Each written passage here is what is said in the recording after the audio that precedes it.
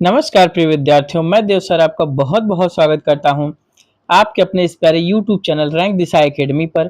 आज चलेंगे हम हिंदी के व्याकरण और साहित्य से उन महत्वपूर्ण प्रश्नों की श्रृंखला की तरफ जो परीक्षा की दृष्टि से बेहद इंपॉर्टेंट होंगे और साहित्य के उन प्रश्नों को रखा गया है जो कि साहित्य की आज दूसरी क्लास है प्रिय विद्यार्थियों, जिसमें आदि काल, भक्ति काल और रीति काल, आधुनिक काल के बारे में बात की जाएगी। उनसे बनने वाले महत्वपूर्ण प्रश्नों की श्रृंखला पर चर्चा की जाएगी। खास तौर से जैसे खड़ी बोली गद्य की पहली रचना जो चंद छंद वर्णन की महिमा, रचनाकार कौन था? कवि यंग थे प्रभु प्रिय विद्यार्थियों, कवि गंग थे। तो ऐसे प्रश्नों को इसमें रखा गया है। वीडियो के लास्ट तक जरूर से बने रहें और सारे प्रश्न बेहद इंपॉर्टेंट है, परीक्षा में आने वाले हैं। समय को न बर्बाद करते हुए प्रिय विद्यार्थियों सीधे चलेंगे हम प्रश्नों की श्रृंखला की तरफ। प्रश्न संख्या 1 की तरफ चलेंगे हम प्रिय विद्यार्थियों और प्रश्न संख्या 1 को हम देखेंगे। निराशा का सही संधि विच्छेद निम्नलिखित में से कौन सा है? निर, निराधन आशा, निर प्लस आशा, निह प्लस आशा, निर प्लस आशा। प्रश्न संख्या 1 का सही उत्तर क्या हो जाएगा प्रिय विद्यार्थियों? तो निह प्लस आशा हो जाएगा प्रिय विद्यार्थियों। और ध्यान रखिएगा, इसको हम विसर्ग संधि के अंतर्गत हम रखेंगे। निराशा, निधन, आशा हो जाएगा इस प्रश्न का सही उत्तर। चलेंगे हम प्रश्न संख्या 2 की तरफ प्रिय विद्यार्थियों। शांति दूत शब्द में कौन सा समास प्रयुक्त होता हुआ है? बहुव्रीहि समास, तत्पुरुष समास, अव्ययी भाव समास, ऑप्शन नंबर डी द्वंद्व समास। जल्दी से कमेंट सेक्शन के माध्यम से कमेंट करते चलेंगे प्रिय विद्यार्थियों। इस प्रश्न का सही उत्तर क्या हो जाएगा? तो इस प्रश्न का सही उत्तर हो जाएगा तत्पुरुष समास। और यहीं पे ध्यान रखिएगा प्रिय विद्यार्थियों, इंपॉर्टेंट प्रश्न है ये। और यहीं पे ध्यान रखिएगा, आपसे ये भी पूछ सकता है कि शांति दूत में कौन सा तत्पुरुष है। ध्यान रखिएगा, आपसे पूछेगा कौन सा तत्पुरुष है, तो ये कौन सा तत्पुरुष प्रिय विद्यार्थियों? तो संबंध तत्पुरुष। ध्यान रखिएगा, संबंध तत्पुरुष ये समास है। स्क्रीनशॉट लेके रखिएगा प्रिय विद्यार्थियों, क्योंकि आपसे ऐसे भी पूछेगा, जरूर से पूछेगा कौन से तत्पुरुष है, क्योंकि पेपर का स्तर इस बार कठिन करने वाला है। चलेंगे अब हम प्रश्न संख्या 3 की तरफ प्रिय विद्यार्थियों। अभिव्यक्ति के आधार पर भाषा के मुख्य रूप से कितने रूप होते हैं? ध्यान रखिएगा, क्या बोल रहा है? अभिव्यक्ति के आधार पर भाषा के कितने रूप होते हैं प्रिय विद्यार्थियों? तो इस प्रश्न का सही उत्तर हो जाएगा ऑप्शन नंबर बी हो जाएगा। कौन कौन से होते हैं प्रिय विद्यार्थियों? पहला होता है मौखिक भाषा और दूसरा होता है प्रिय विद्यार्थियों लिखित भाषा। ध्यान रखिएगा, यही अभिव्यक्ति के आधार पर दो भाषा होता है। और याद रखिएगा प्रिय विद्यार्थियों, यही ऐसे ही स्तर के प्रश्न आपके पेपर में पूछने वाले हैं। अगर अच्छे से रिवीजन रहेगा प्रिय विद्यार्थियों, अच्छे स्कोर करके आएंगे, इसलिए वीडियो में लास्ट तक जरूर से बने रहें। चलेंगे प्रश्न संख्या अब हम 4 की तरफ। भारतीय संविधान के अनुसार हिंदी भाषा किस लिपि में लिखी जाती है? ध्यान रखिएगा, ये पूछ रहा है कभी कभी इसका, या तो ये पूछ लेगा, या तो अनुच्छेद पूछेगा, या तो संविधान के किस भाग में भाषा का उल्लेख मिलता है। तीनों प्रश्न यही व्याख्या के रूप में आपको मिलेंगे। ठीक है, तो भारतीय संविधान के अनुसार हिंदी भाषा किस लिपि में लिखी जाती है प्रिय विद्यार्थियों? तो ऑप्शन नंबर सी के साथ जाएंगे हम, देवनागरी लिपि में लिखी जाती है। और किस अनुच्छेद के अंतर्गत प्रिय विद्यार्थियों? तो 343 एक के अंतर्गत प्रिय विद्यार्थियों ये क्या होता है? राजभाषा क्या हो जाएगी? हिंदी। और लिपि कौन सी हो जाएगी? देवनागरी। और जिक्र किसमें होता है प्रिय विद्यार्थियों? तो संविधान के भाग 17 में भाषा का जिक्र या उल्लेख मिलता है। अनुच्छेद 343 एक के अंतर्गत भाषा, राजभाषा कौन सी होगी? हिंदी। और किस लिपि में लिखी जाएगी? देवनागरी लिपि। एकदम अच्छे से ध्यान से रखिएगा प्रिय विद्यार्थियों। अब चलेंगे हम प्रश्न संख्या 5 की तरफ। अर्थ या उत्पत्ति के आधार पर संख्या के कुल कितने भेद होते हैं? ध्यान रखिएगा, बेहद इंपॉर्टेंट है कि अर्थ या उत्पत्ति के आधार पर संख्या के कुल कितने भेद होते हैं प्रिय विद्यार्थियों? इस प्रश्न का सही उत्तर क्या हो जाएगा? Option number C. कितने भेद होते हैं प्रिय विद्यार्थियों? तो 5 भेद होते हैं। प्रश्न संख्या 5 का कौन कौन होता है प्रिय विद्यार्थियों? तो पहला कौन सा हो जाएगा? व्यक्तिवाचक। ध्यान रखिएगा, लिखते चलिएगा, नोट डाउन करिएगा। व्यक्तिवाचक हो जाएगा पहला। दूसरा हो जाएगा प्रिय विद्यार्थियों जातिवाचक। दूसरा हो जाएगा प्रिय विद्यार्थियों जातिवाचक हो जाएगा। और अब तीसरा कौन सा हो जाएगा प्रिय विद्यार्थियों? तो भाववाचक होगा। ध्यान रखिएगा, भाववाचक। जैसे मिठाई हो जाएगा यहाँ पे प्रिय विद्यार्थियों, भाववाचक संज्ञा में मिठाई आ जाएगा प्रिय विद्यार्थियों। जातिवाचक संज्ञा में नदी आ जाएगा। ध्यान रखिएगा। नदी आ जाएगा, गाय आ जाएगी, भैंस आ जाएगा, पहाड़ आ जाएगा, पर्वत आ जाएगा प्रिय विद्यार्थियों। ये सब मनुष्य आ जाएगा, महिला आ जाएगा, पुरुष हो जाएगा, ये सब जातिवाचक संज्ञा में आएगी प्रिय विद्यार्थियों। और इसके बाद क्या आ जाएगा, समूहवाचक संज्ञा। ध्यान रखिए, समूहवाचक संज्ञा हो जाएगा प्रिय विद्यार्थियों। और ध्यान रखिएगा इस संज्ञा में कौन सा आएगा, कक्षा आ जाएगा, सेना आ जाएगा, बाजार आ जाएगा। ध्यान रखिएगा ये सब बहुत महत्वपूर्ण है प्रिय विद्यार्थियों।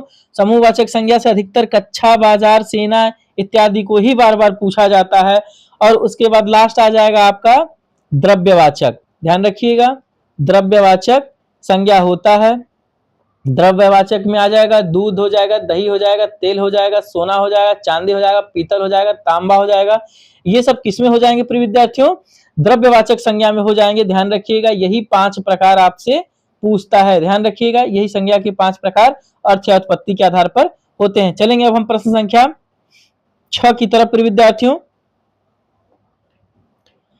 हिंदी व्याकरण में कारक के कुल कितने भेद होते हैं, जल्दी से बताएंगे प्रिय विद्यार्थियों। पूरा रिवीजन क्लास है ये, ध्यान रखिएगा। साहित्य के नए प्रश्नों को भी रखा गया है और अच्छे से इसको रिवीजन करते हुए चलना है। हिंदी व्याकरण में कारक के कुल कितने भेद माने जाते हैं प्रिय विद्यार्थियों, तो कारक के कुल कितने भेद हैं। प्रश्न संख्या 6 का सही उत्तर क्या हो जाएगा, ऑप्शन नंबर सी, 8 भेद हैं। कौन कौन होते हैं प्रिय विद्यार्थियों, कर्ता कारक, एकदम लिखते चलिए, नोट डाउन करिए, स्क्रीनशॉट लेके चलिए, रिवीजन करिए। कर्ता कारक, कर्म कारक, ध्यान रखिए करण कारक हो जाएगा, कर्ता कारक, कर्म कारक, करण कारक हो जाएगा। इसके बाद यहाँ पे हो जाएगा संप्रदान, ध्यान रखिए संप्रदान कारक हो जाएगा। उसके बाद आपादान आ जाएगा प्रिय विद्यार्थियों, ध्यान रखिएगा आपादान हो गया प्रिय विद्यार्थियों। उसके बाद संबंध हो जाएगा, अधिकरण होगा प्रिय विद्यार्थियों। उसके बाद संबोधन, आखिरी में हे, हो, अरे, ए, जी कौन सा होता है कारक, संबोधन होता है प्रिय विद्यार्थियों, ध्यान रखिएगा। चलेंगे अब हम प्रश्न संख्या 7 की तरफ प्रिय विद्यार्थियों। निम्नलिखित में से कौन सा शब्द कमल का पर्यायवाची शब्द है, कमल का पर्यायवाची शब्द पूछ रहा है प्रिय विद्यार्थियों। तो जलद नहीं होगा, अंबर नहीं होगा, दिनकर, दिवाकर, भानु, भास्कर, सूर्य का पर्यायवाची बिल्कुल नहीं होगा। तो इसका प्रश्न संख्या 7 का सही उत्तर हो जाएगा पंकज। ध्यान रखिएगा प्रिय विद्यार्थियों, तो इसका संधि विच्छेद क्या होगा, पंक प्लस ज। ध्यान रखिएगा संधि विच्छेद भी पूछता है कभी कभी इसका, तो पंक प्लस ज अर्थात क्या हो जाएगा प्रिय विद्यार्थियों कि कीचड़ में उगने वाला। ध्यान रखिएगा एकदम स्क्रीनशॉट लेते चलिएगा, पूछ सकता है आपसे पंकज का संधि विच्छेद पंक धन ज हो जाएगा। प्रश्न संख्या अब हम 8 की तरफ चलेंगे प्रिय विद्यार्थियों। अंधकार का विलोम शब्द निम्नलिखित में से कौन सा है, जल्दी से बताएंगे। तो अंधकार का क्या हो जाएगा प्रिय विद्यार्थियों, ऑप्शन नंबर बी, प्रकाश हो जाएगा। अब हम चलेंगे प्रश्न संख्या 9 की तरफ प्रिय विद्यार्थियों। हिंदी के प्रसिद्ध गोदान उपन्यास के लेखक कौन है, जल्दी से बताएंगे, इस प्रश्न का सही उत्तर हो जाएगा। तो हिंदी के प्रसिद्ध गोदान उपन्यास के लेखक कौन है प्रिय विद्यार्थियों, मुंशी प्रेमचंद। और इनको किस उपाधि से नवाजा गया है प्रिय विद्यार्थियों, तो इन्हीं को कथा सम्राट, ठीक, कथा सम्राट प्रिय विद्यार्थियों, उपन्यास सम्राट, ठीक है, कहानी सम्राट। ध्यान रखिएगा प्रिय विद्यार्थियों इनको इसी चीज से नवाजा गया है। चलेंगे हम प्रश्न संख्या 10 की तरफ प्रिय विद्यार्थियों। भारत में राष्ट्रीय हिंदी दिवस कब मनाया जाता है, प्रश्न संख्या 10 का सही उत्तर बताएं प्रिय विद्यार्थियों कमेंट सेक्शन के माध्यम से कि भारत में राष्ट्रीय हिंदी दिवस कब मनाया जाता है। 10 जनवरी, 14 सितंबर, 15 अगस्त, 26 जनवरी। जल्दी से बताएंगे इस प्रश्न का सही उत्तर क्या हो जाएगा, इस प्रश्न का सही उत्तर क्या हो जाएगा प्रिय विद्यार्थियों, तो 10 नंबर का सही उत्तर हो जाएगा ऑप्शन नंबर बी, 14 सितंबर को हिंदी दिवस मनाया जाता है प्रिय विद्यार्थियों। और हिंदी दिवस कब से मनाया जाता है, जल्दी से बताएंगे इस प्रश्न का सही उत्तर, 14 सितंबर। ध्यान रखिएगा कब से, 1949 से। ध्यान रखिएगा किस नाम से जाना जाता है, राजभाषा के नाम से जाना जाता है, उसी टाइम इसको मान्यता मिली थी। ध्यान रखिएगा उसी टाइम राजभाषा का दर्जा 14 सितंबर 1949 को, तभी से इसको हिंदी दिवस मनाया जाता है। एकदम स्क्रीनशॉट लेते चलेंगे प्रिय विद्यार्थियों। चलेंगे प्रश्न संख्या 11 की तरफ। हिंदी साहित्य में कलम का जादूगर किसे कहा जाता है, ध्यान रखिएगा कलम का जादूगर किसे कहा जाता है।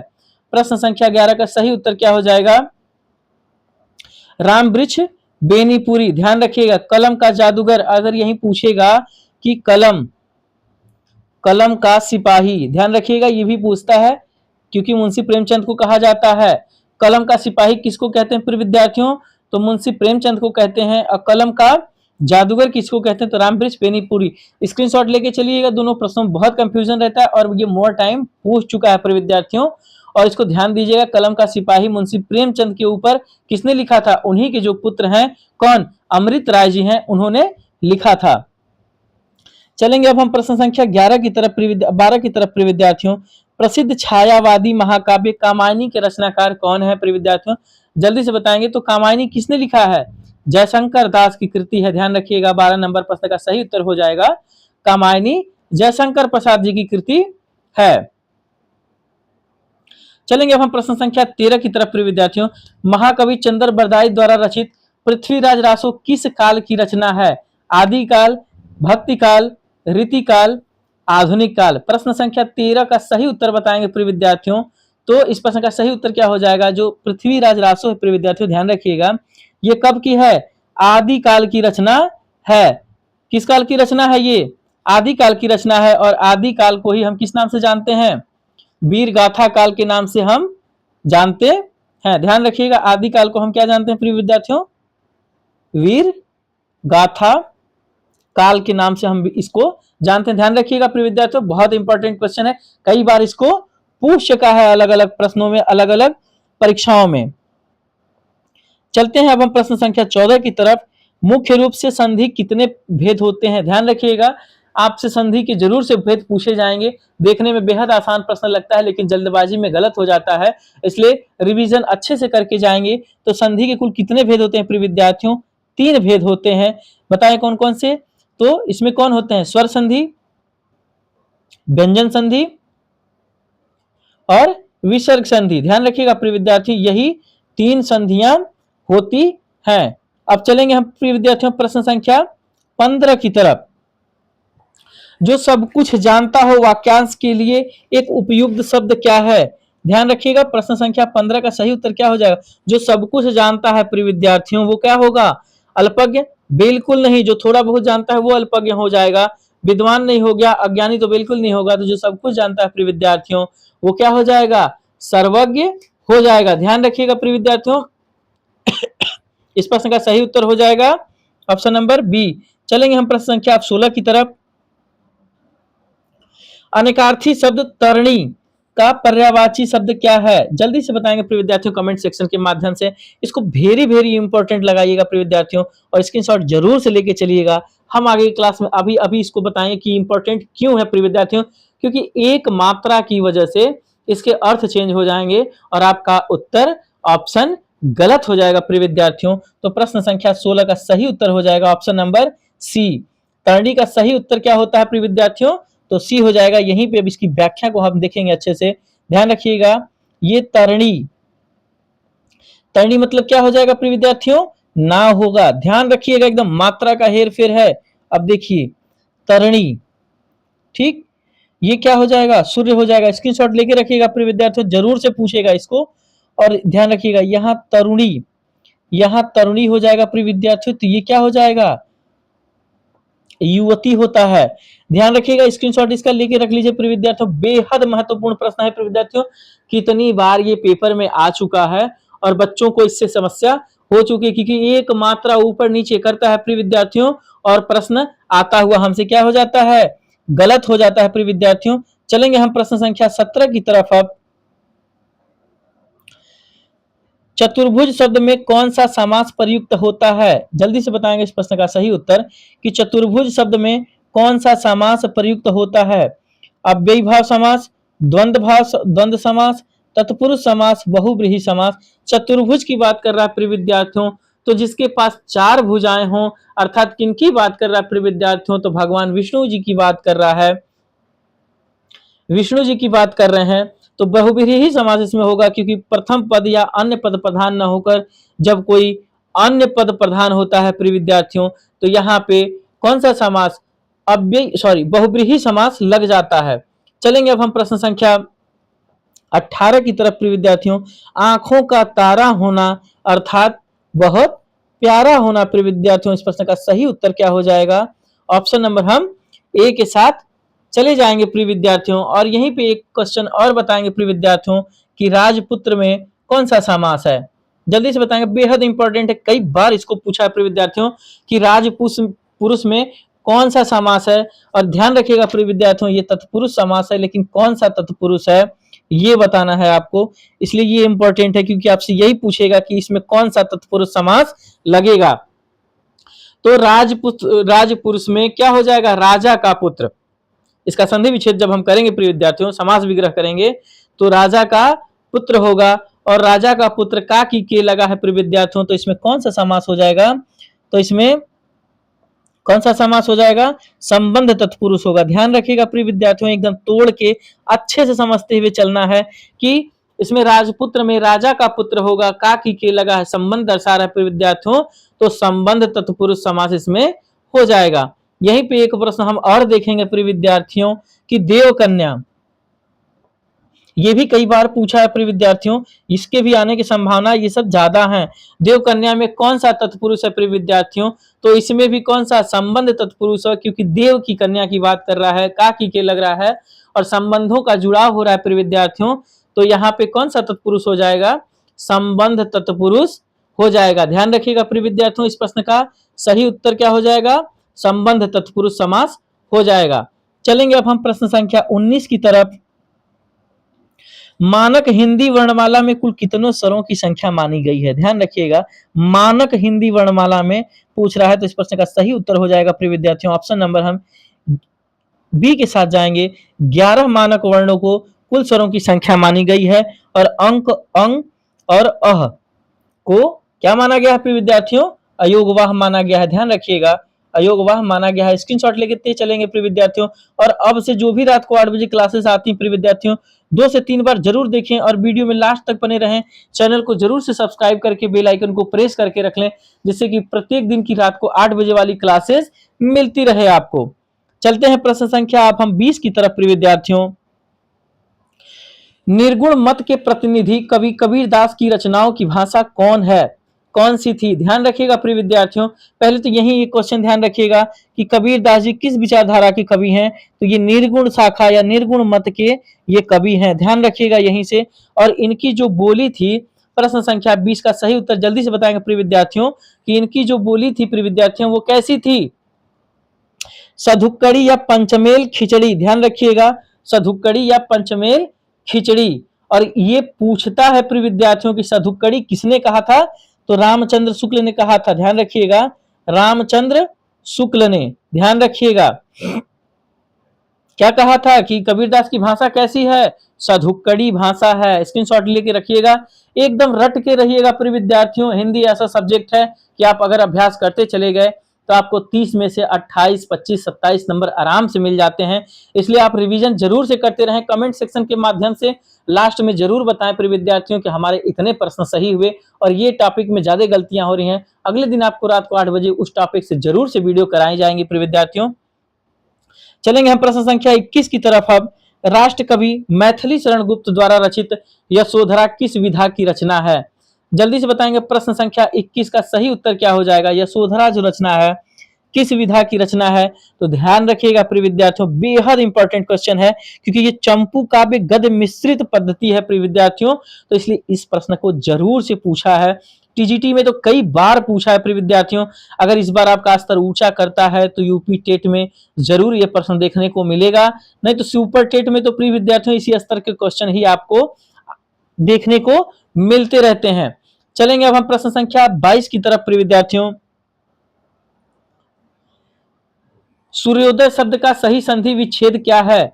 सूर्य प्लस दय, सूर्य प्लस उदय, सूर्य प्लस उदय, सूर्य प्लस उदय। जल्दी से बताएंगे प्रश्न संख्या 22 का सही उत्तर कमेंट सेक्शन के माध्यम से प्रिय विद्यार्थियों कि प्रश्न संख्या 22 का सही उत्तर क्या हो जाएगा। ऑप्शन नंबर बी के साथ जाएंगे, सूर्य प्लस उदय हो जाएगा प्रिय विद्यार्थियों। यहीं पे एक क्वेश्चन आप हमको बताएंगे प्रिय विद्यार्थियों कि घुड़सवार, देखिए प्रिय विद्यार्थियों कितनी बार ये पूछा है, बेहद इंपॉर्टेंट है।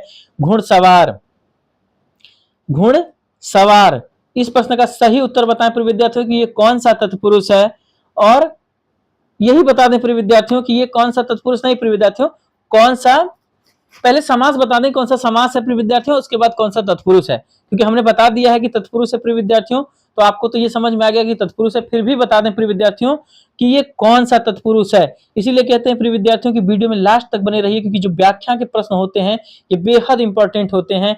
इसको 20 बार विभिन्न एग्जामों में पूछा है घुड़सवार को। इस प्रश्न का सही उत्तर हो जाएगा प्रिय विद्यार्थियों तो अधिकरण तत्पुरुष। इसका जल्दी से समास विग्रह करके कमेंट बॉक्स में बताएंगे कि इसका समास विग्रह क्या होगा। क्योंकि प्रिय विद्यार्थियों ध्यान रखिएगा, जब तक आपको समास विग्रह नहीं आएगा तब तक आप संबंध तत्पुरुष, अधिकरण तत्पुरुष, अपादान तत्पुरुष इन सब का निर्धारण नहीं कर पाएंगे। इसलिए समास विग्रह जरूर से कर पाएं, यह आपके लिए काफी फायदेमंद रहेगा। तो घुड़सवार का समास विग्रह होगा प्रिय विद्यार्थियों घोड़े पर सवार। घोड़े पर सवार अर्थात में पर पे किसमें लगता है प्रिय विद्यार्थियों तो अधिकरण समास में लगता है प्रिय विद्यार्थियों। चलेंगे हम प्रश्न संख्या अब 23 की तरफ। पवन शब्द का सही संधि विच्छेद कौन सा है? ऑप्शन ए प्ल प्लस वन, ऑप्शन बी पो प्लस वन, ऑप्शन सी प्रो प्लस अन, ऑप्शन डी प प्लस अन। जल्दी से बताएंगे प्रश्न संख्या 23 का सही उत्तर क्या हो जाएगा। ऑप्शन नंबर हम बी के साथ जाएंगे, पो प्लस अन। संधि कौन सी हो जाएगी प्रिय विद्यार्थियों तो अयादी संधि होती है, ध्यान रखिएगा। एकदम अच्छे से संधि समास सारे टॉपिक को कर्ता कर्म वाच्य सब चीज को ध्यान में रखते हुए चलना है प्रिय विद्यार्थियों। बूंद बूंद से तालाब भरता है और हमें किसी टॉपिक को नहीं छोड़ना है, क्योंकि कौन से टॉपिक से ज्यादा प्रश्नों की श्रृंखला को बढ़ा देगा। अगर वो टॉपिक हमसे मिस हो जाएगा तो 3 से 4 नंबर हमारा कम हो जाता है और यहाँ हमको समस्या हो जाती है। चलेंगे अब हम प्रश्न संख्या 23 से 24 की तरफ प्रिय विद्यार्थियों। जिन शब्दों के उच्चारण के अंत में अस्वर आता है उन्हें क्या कहा जाता है? अनुस्वार, अयोगवाह, अंतस्थ, अकारांत। जिन शब्दों के उच्चारण के अंत में प्रिय विद्यार्थियों अगर अस्वर आता है उन्हें क्या कहा जाता है? प्रश्न संख्या 24 का सही उत्तर बताएंगे तो उन्हीं को हम क्या कहते हैं? अकारांत वर्ण कहते हैं, अकारांत कहते हैं। ध्यान रखिएगा, अकारांत, उकारांत, ऋकारांत, ऋकारांत। ध्यान रखिएगा प्रिय विद्यार्थियों, संस्कृत में जब शब्द रूप याद किया जाता है इनकी बहुत महत्वपूर्णता रहती है, तो ध्यान रखेंगे। चलेंगे हम प्रश्न संख्या 25 की तरफ। आशुतोष शब्द में कौन सा समास पाया जाता है प्रिय विद्यार्थियों? तत्पुरुष समास, बहुब्रीहि समास, कर्मधारय समास, अव्ययी भाव समास। हमारे प्रिय विद्यार्थियों तैयारी आपकी इतनी बेहतर हो चुकी होगी कि मुझे उम्मीद है आपसे कि इस प्रश्न का सही उत्तर आप कमेंट बॉक्स में जरूर से करेंगे और जरूर बताएंगे कि अभी तक के प्रश्नों में 25 प्रश्नों की श्रृंखला में आपके कितने प्रश्न सही हुए हैं। तो आशुतोष शब्द में कौन सा समास हो जाएगा प्रिय विद्यार्थियों? आशुतोष शब्द का सही पहले संधि विच्छेद करें तो इसका क्या हो जाएगा प्रिय विद्यार्थियों? जो शीघ्र प्रसन्न हो जाए, अर्थात जो जल्दी प्रसन्न हो जाए। अर्थात कौन से भगवान है जो कि शीघ्र प्रसन्न हो जाते हैं, थोड़ी सी भक्ति भावना पे आपके प्रसन्न हो जाते हैं। अर्थात शिव जी की बात कर रहे हैं, भोले बाबा की बात कर रहे हैं। आशुतोष इन्हीं का नाम है। अर्थात जब कोई पहला और दूसरा पद प्रधान हो न होकर किसी अन्य पद की प्रधानता दिखाए तो हम ऐसे समास को हम बहुब्रीहि समास की श्रेणी में हम रखते हैं। चलिए प्रिय विद्यार्थियों नमस्कार, चलते हैं, मिलते हैं अब रात को 8 बजे वाली क्लासेस में। तब तक के लिए प्रिय विद्यार्थियों धन्यवाद। वीडियो पसंद हो बिल्कुल एक सब्सक्राइब करके जाएं और वीडियो को जरूर से बेल आइकन को प्रेस कर लें, जिससे कि प्रत्येक दिन रात को 8 बजे वाली क्लासेस आपको मिलती रहे। मिलते हैं कल रात को 8 बजे वाली क्लासेस में, तब तक के लिए धन्यवाद प्रिय विद्यार्थियों।